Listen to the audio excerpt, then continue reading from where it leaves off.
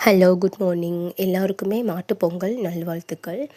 இன்றைக்கி என்னென்னா, விவசாய மக்கள் அனைவருமே இன்றைக்கி தான் பொங்கல் வைப்பாங்க. அதாவது ஆடு, மாடு இதெல்லாம் வளர்க்குறவங்க வந்து இன்றைக்கி பொங்கல் வைப்பாங்க. எங்கள் மாமியார் வீட்லேயும் இன்றைக்கி தான் பொங்கல் வைப்பாங்க. ஸோ நான் போவேன். ஆஃப்டர்நூனுக்கு மேலே வந்து நாங்கள் போய் பொங்கல்லாம் சாப்பிட்டு கொஞ்சம் நேரம் சாமியெல்லாம் கும்பிட்டு அப்படியே ரிட்டர்ன் வருவோம்.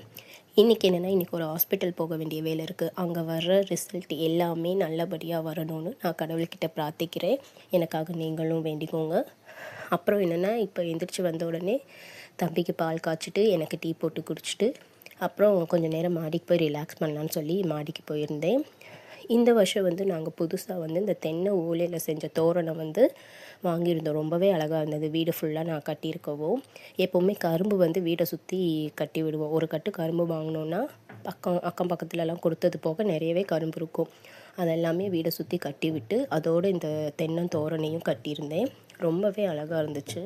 ஸோ இனிமேல் வருஷம் வருஷம் இந்த தென்னந்தோரணம் வாங்கணும்னு சொல்லி ஆசைப்பட்றேன்.